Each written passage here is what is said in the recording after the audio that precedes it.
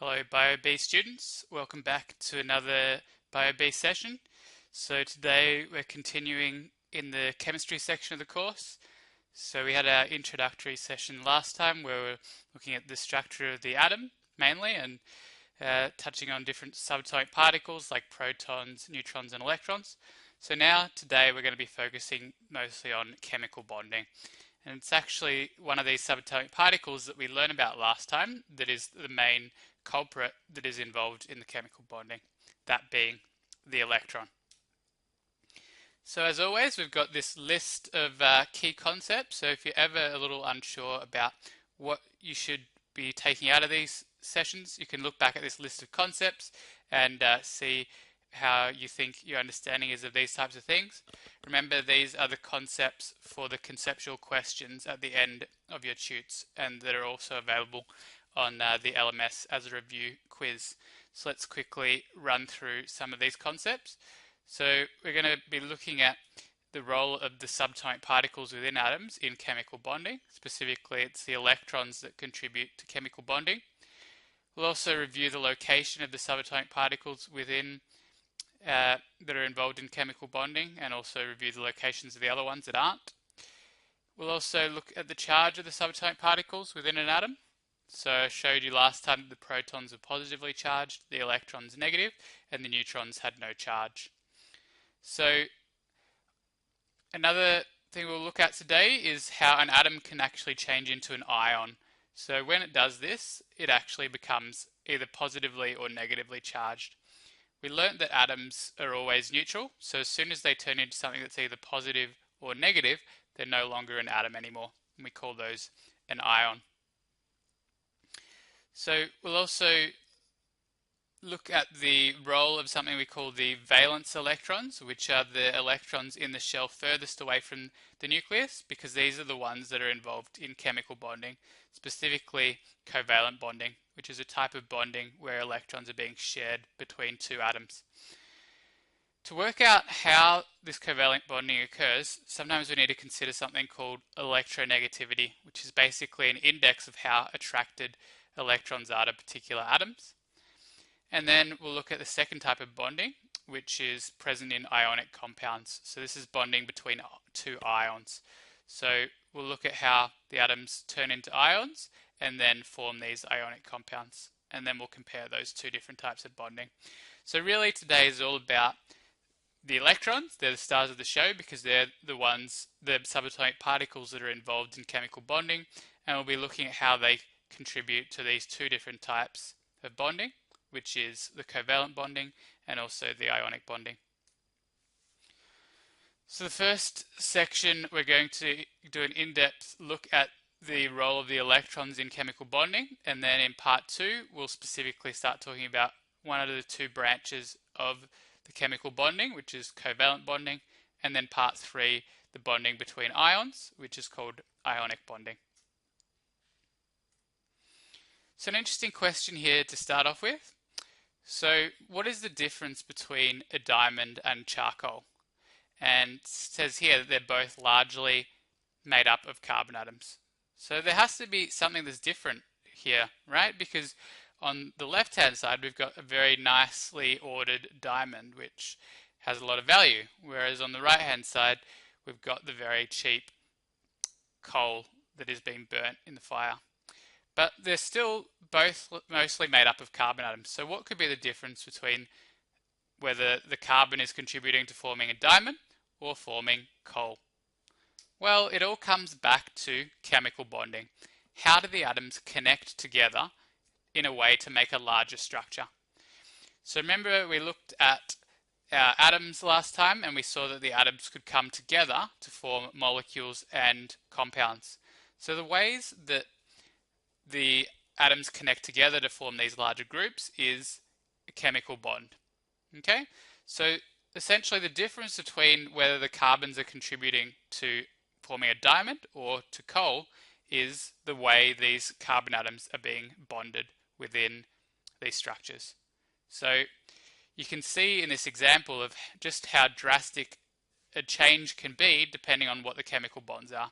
So everything is the way it is basically because of the chemical bonds it contains. Okay, so it all comes back down to firstly the atoms that are within a certain substance and also the chemical bonding that actually allows the whole thing to attach together to make something larger.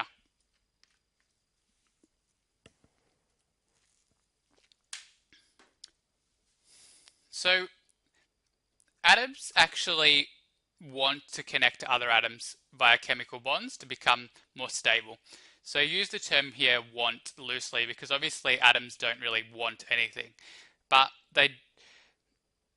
a more stable state for an atom, which is more a lower energy state, can be achieved by the atom forming chemical bonds to achieve this more stable state.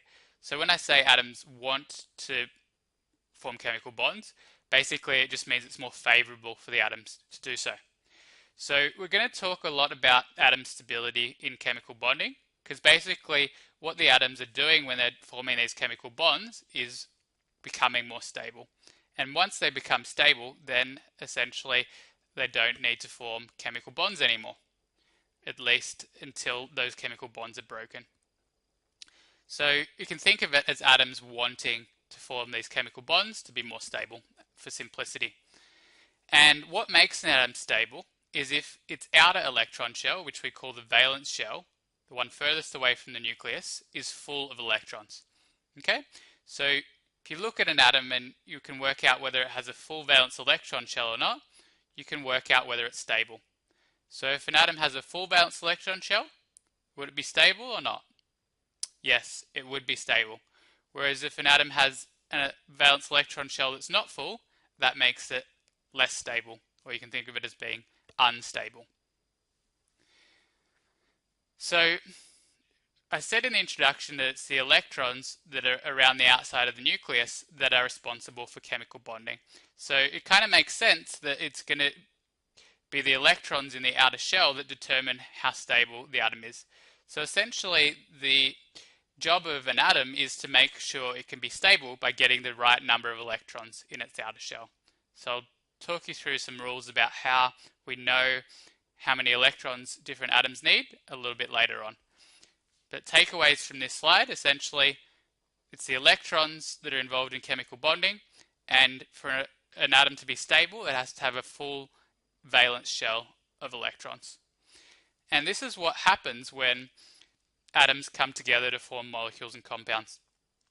In these arrangements, for example in H2O or CO2, the atoms involved have actually come together, formed bonds, in a way that's actually meaning they've now got the full valence electron shells. So essentially, atoms can only attach together to form compounds or molecules by forming these chemical bonds. So we can think of a chemical bond as a connection between two atoms. And the basis of this connection could be either two electrons being shared between two atoms, so electron sharing, which we call covalent bonding, which is one of the two types of bonding we'll be looking at. The other option is if one atom is donating an electron to another atom. So one atom's giving it away and one's accepting it. And that type of bonding is called ionic bonding. So when we say chemical bonding, basically it means it's a term that includes both covalent and ionic. So you're not specifying which is happening. But we can work out whether the compound is being formed via these electron sharing relationships, which we see in covalent bonding, or these atom relationships where one atom is donating an electron to another. That actually causes the formation of ions. Okay, so in this course, the majority of compounds and molecules that we see actually use this covalent bonding mechanism, which is what we see in organic compounds as well. So organic compounds like our lipids, proteins, carbohydrates all use this covalent bonding. For example, water, carbon dioxide, also covalent bonding. So we'll show you some examples of ionic bonding in this lecture, but for all intents and purposes, we're going to be more focused on this covalent bonding pattern. And the important thing to realize about the other type of bonding, ionic bonding, is that atoms cannot stay as atoms in this type of bonding. The atoms actually have to become ions to be involved in ionic bonding, which is the last topic of today's session. So let's try and get a visual of what is actually happening in terms of the electrons that are going to contribute towards this chemical bonding. So we've already explained that the subatomic particle responsible for chemical bonding is the atom's electrons. Okay, so when we're talking about covalent bonding, we can more or less ignore the protons and the neutrons. The electrons are the stars. So specifically, it's the atom's unpaired valence electrons, which are the ones in the outer shell, that are going to contribute towards its ability to form chemical bonds. We'll come back to why this is in a little while, but essentially it's only the unpaired valence electrons that can contribute to chemical bonding. So we can see in this representation on the right hand side here, there's 2 electron shells around the nucleus.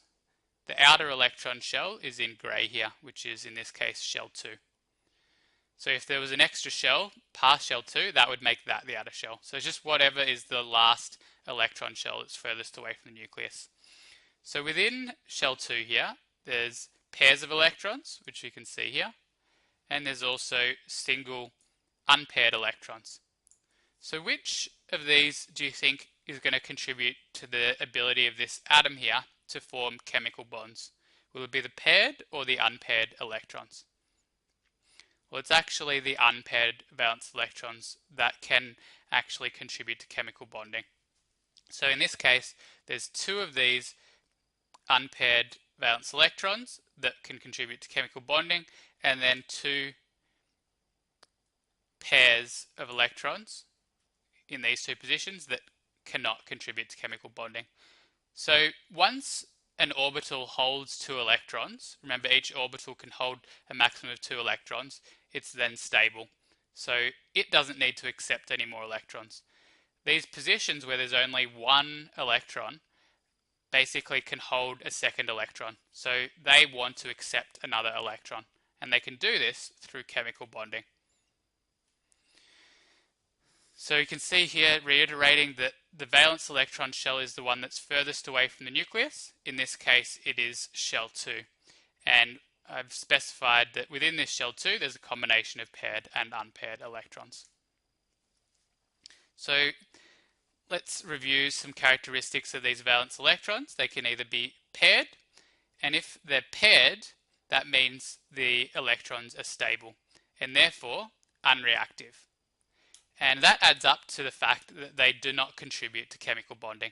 So essentially, they're already stable, so they don't need to participate in any bonding. They're all good. What about the unpaired valence electrons? Well, these ones are unstable and reactive, which you can see is more or less the opposite properties to what the paired electrons were. The paired electrons were stable and unreactive, and now we've flipped the script with the unpaired electrons, which are unstable and reactive. Basically what this means is they want to do something to become more stable. And what they can do to become more stable is form chemical bonds to other atoms.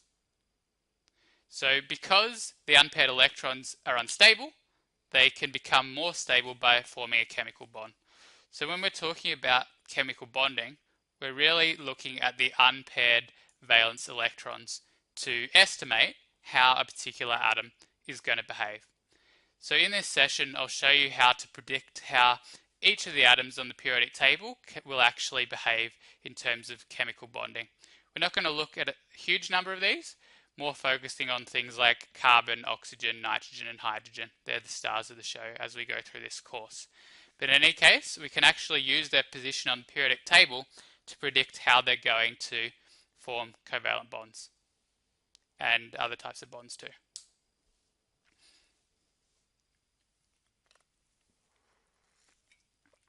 Alright, so here we have a representation of a nitrogen atom. So the nitrogen atom actually has this arrangement of valence electrons in its outer shell. So each dot here actually represents a valence electron. So in one of the orbital positions, we've got a pair of electrons that aren't going to contribute to bonding. So we call those non-bonding electrons. In all the other orbital positions, the other three, we've got unpaired valence electrons. And what do we know about unpaired valence electrons? They contribute to chemical bonding. So we can call these bonding electrons. So 3 out of the 5 valence electrons for nitrogen can contribute to chemical bonding. So let's see what this allows nitrogen to do.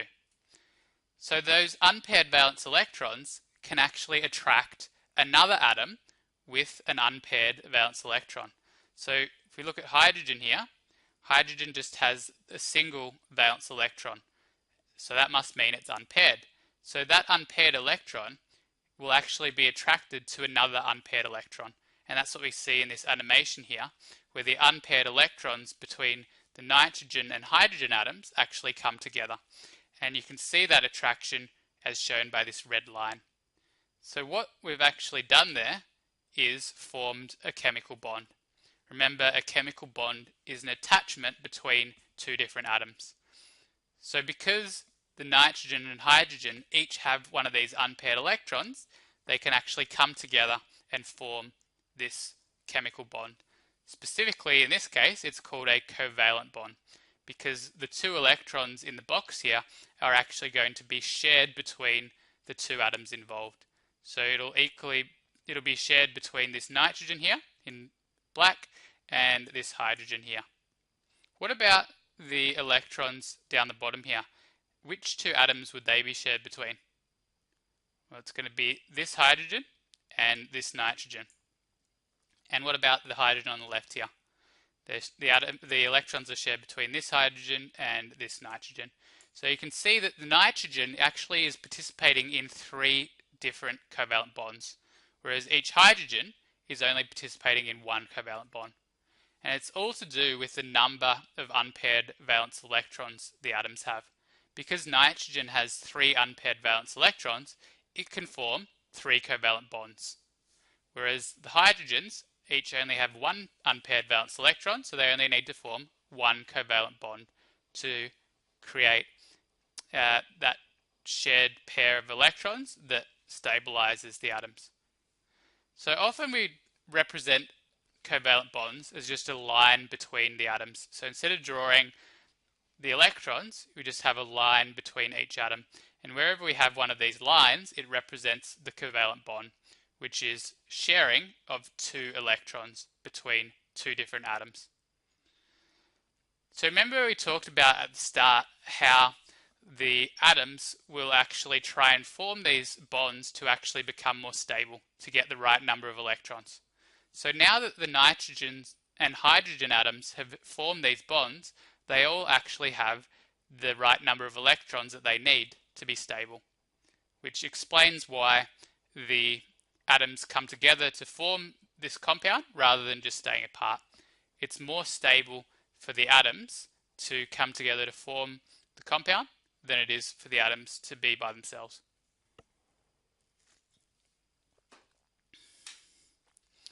So to review, what is the difference between a pair of electrons in the valence shell and an unpaired electron in the valence shell? Well, the unpaired electrons are those that can contribute to bonding. So they can be involved in the covalent bond like I've shown you here. What about the paired electrons in the valence shell? Well, those are the non-bonding electrons. So there's no covalent bonds formed with those. So you can see up here that pair of electrons, there's no atom that's attracted to it because it's already got both of the electrons it needs to be stable. So they're non-bonding. So it's this difference between the non-bonding electrons, which are paired, and the unpaired valence electrons, which we can consider those bonding electrons, which can contribute to the formation of a covalent bond. So what is a covalent bond? Well, you can see on this slide here that it's a sharing relationship of 2 electrons, where the 2 atoms involved are sharing that pair of electrons.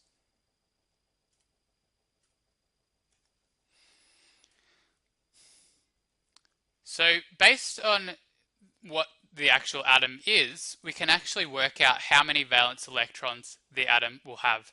Remember, each atom has a specific atomic number, which tells you the number of protons in the nucleus.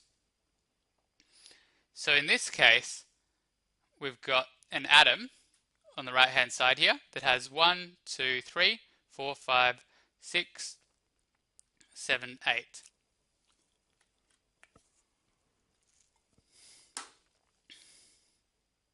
So we've got 8 protons here. So we know that all atoms are neutral, meaning that they have an equal number of positive and negative charges. So if it's got 8 protons in the nucleus, that must mean it's got 8 negative charges within the electrons. Therefore, there must be 8 electrons. So if we count the number of green circles here, that corresponds to 8 electrons. So we could actually use this to work out what the atom is by looking at the periodic table. So this atom is actually oxygen, because oxygen has an atomic number of 8. We know this would be an oxygen atom. So looking specifically now at the number of valence electrons. So remember, the valence electrons are those in the outer shell. So for oxygen here, it's got 2 shells. It's got shell 1 and shell 2. So which of these 2 shells would we consider to be the valence shell? Well, the valence shell in this case is going to be shell 2, because it's the one that's furthest away from the nucleus. So we can see by counting the electrons, 1, 2, 3, 4, 5, 6, in that shell 2, we've got 6 valence electrons, which means that 2 of the positions contain pairs of electrons, and 2 other positions contain these unpaired electrons. So it's the same as the structure that I showed you earlier. So there's a handy rule for working out how many valence electrons a specific atom type will actually have. And this holds true for group A elements on the periodic table, which are the representative elements. So it's basically everything that's not in the transition elements, which is in the middle. So the group number of the representative element will actually be equal to the number of valence electrons the atom contains. So because carbon is in group 4, IV, that means it will have 4 valence electrons. So the 4 valence electrons equals the number of the group. Similarly with oxygen, it's in group 6. So we know that it has to have 6 valence electrons. So we can use this rule to actually work out what any atom has in its valence shell in terms of its electrons. For example, if you look at hydrogen, hydrogen is in group 1, therefore it contains 1 valence electron. So if you have the periodic table on hand, try and work out a couple of elements that you're interested in and what number of valence electrons they would actually have in that outer shell.